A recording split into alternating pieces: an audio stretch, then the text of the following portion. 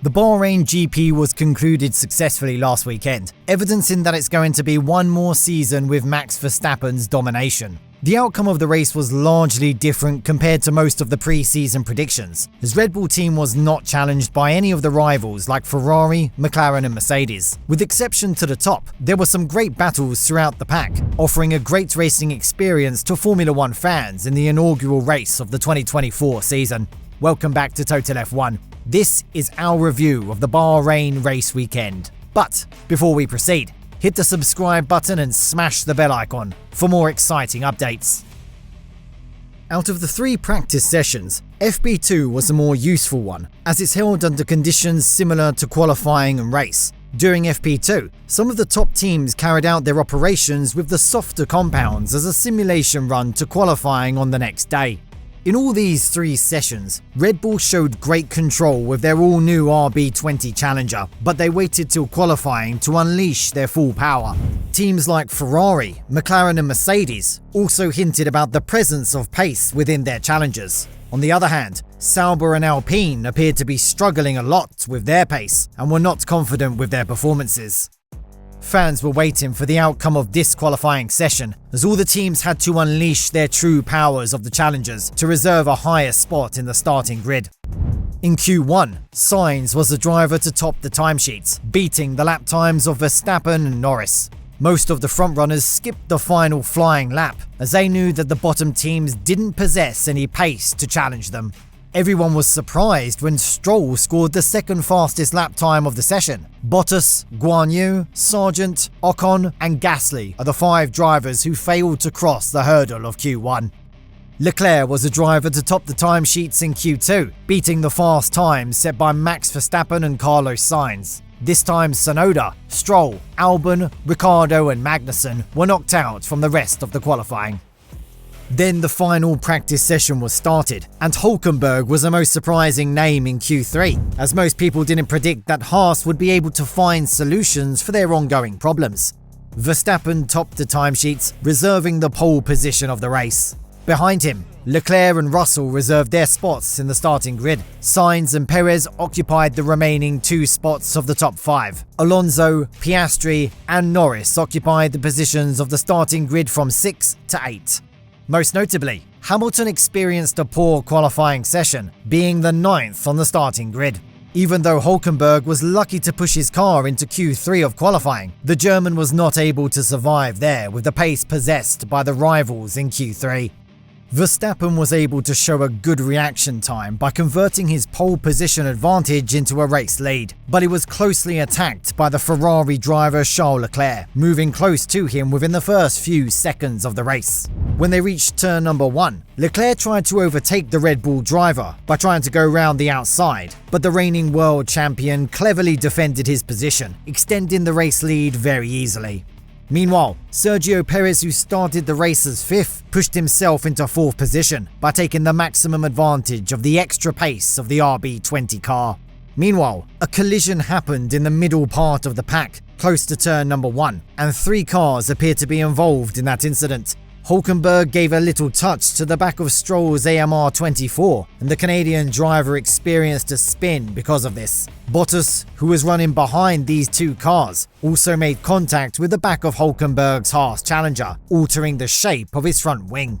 More damage was on the Haas car, as Hülkenberg had to enter pits for a new front wing, costing him his entire performance in the qualifying. Since the beginning of the race, there was a close battle between the 2 McLaren drivers, but Norris was able to develop a small lead over his teammate, and with time, he further overtook Fernando Alonso when it was lap number 3. In the same lap, George Russell was able to pass Leclerc after chasing him closely since the beginning of the race. 1 lap later, Oscar Piastri completed a successful overtake against Fernando Alonso without experiencing much defense from the 2-time world champion. On lap number 7, Charles Leclerc experienced a small lockup while chasing down Russell, and it was a gift for Perez to push himself into the 3rd position by making an inside move. The Aston Martin driver Fernando Alonso, who was dropping down the order due to a lack of pace, lost 1 more position to his former McLaren teammate Lewis Hamilton on lap number 10. Meanwhile, the race was yellow flagged when Logan Sargent went off the road at turn 4 due to a steering wheel issue. Even though he rejoined the race after a few seconds, he had to go for a lengthy service at the pits, and he was a lap down. After losing the third spot to Perez, Charles Leclerc came under the attack of his teammate Carlos Sainz, who is set to lose his Ferrari seat at the end of the season. Since pre-season testing, Sainz has been driving with a much better pace, as he knows the importance of the outcome of this season to cement his place in next year's grid. The two teammates went to a wheel-to-wheel battle on lap 11, as Leclerc didn't want to give up his position easily after losing 2 grid positions already at the beginning of the race. But Sainz was showing a better pace than his teammate and completed that overtake successfully. After spending a few laps behind the Mercedes driver, Perez made a successful overtake against Russell on lap 14, pushing himself to the net second place of the race.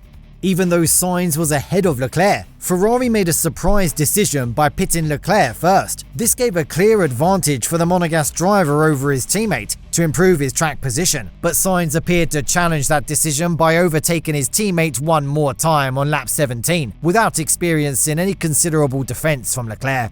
He was able to record the fastest lap of the race and tried to attack Russell in the subsequent lap, driving with a great pace. After running closer a few times, he completed the overtake within the same lap, promoting himself to a possible podium finish. On lap 32, Valtteri Bottas experienced a disastrous pit stop with an issue in his front left tyre, and the Sauber pit crew took more than 52 seconds to complete the job. There was no opportunity to improve his track position since then, and had to stay in the tail alongside with Logan Sargent. Piastri decided to pit his car on lap 35, and it turned out to be a disadvantage, as he lost his track position to Hamilton, who was moving with a good pace at that moment. Leclerc moved up into 4th spot after a clever overtake against Russell on lap 47. When Leclerc tried to pass him taking an inside path at turn 10, Russell went off the road as he tried to take that corner with an unnecessary pace. In the subsequent lap, a tight battle was started between the two Aston Martin drivers for the last 2 point offering spots, and Alonso won that battle as he has more experience on this Sakir track layout since 2004. Another tight battle was observed between 2 RB teammates, as either Tsunoda or Ricciardo were not ready to give up their track positions. Both drivers are looking for higher finishes, as they risk losing their current RB seats at the end of the ongoing F1 season. But team orders came into play, and they were instructed to swap their track positions. Tsunoda was unhappy at first, but he let his teammates pass him. In the end, Verstappen and Perez crossed the finish line, delivering another Red Bull 1-2 finish in this all-new F1 season. The old domination has remained without a change. After demonstrating a superb driving performance, Sainz was able to score a podium for Ferrari. Despite there being an issue regarding the pace of his SF24, Leclerc was able to complete the race as 4th after a great recovery drive. Then, there were 3 British drivers in the final standings of the race. The 2 Mercedes drivers, Russell and Hamilton, crossed the line as 5th and 7th respectively, sandwiching the McLaren driver, Lando Norris. Hamilton's achievement in this race should be appreciated, as he had to deal with a broken seat and a battery issue midway through the race. Piastri was in 8th, and behind him, the 2 Aston Martin drivers Alonso and Stroll reserved the last 2 point offering spots. Most notably, drivers of the top 5 teams occupied all the point offering spots, showing a clear division inside the grid in terms of performance. Guan Yu and Magnussen were in the 11th and 12th spots, and most notably, Haas team is in a greater rhythm than expected. Within the last few minutes of the race, the RB team battled hard to push at least one of their challengers into the top 10, but it was not successful. They had to be satisfied with 13th and 14th place finishes. Albon was the best of the 2 Williams drivers, completing the race as 15th. Hülkenberg was in the 16th position after a great recovery drive since the accident that he faced on the first lap. Thanks to the misfortunes of Bottas and Sargent, who occupied the bottom 2 spots, 2 Alpine drivers, Ocon and Gasly, were in the 17th and 18th spots after starting the new season with the slowest car on the grid. When we analyse the data of the Bahrain GP, Red Bull is in superb form, repeating the success that they enjoyed in the 2023 season. Even though Ferrari possessed a good pace, it's not sufficient enough to beat Verstappen or Red Bull. Mercedes also showed good competitiveness throughout the race, but they have to do more homework to close that pace gap with the Milton Keynes-based squad. Once again, McLaren team was able to do something to justify the big hype around the team before the commencement of the season. The Saudi Arabian Grand Prix is scheduled to be held in 1 week's time, and it's hard to expect more improvements from the teams within that brief time interval. What do you think about the 2024 Saudi Arabian Grand Prix? Who will score the podiums in that race? Share your thoughts in the comments section below. Thank you for watching the video. If you enjoyed the video, subscribe to the channel to get more exciting Formula 1 news. We'll see you in the next video, guys. Goodbye.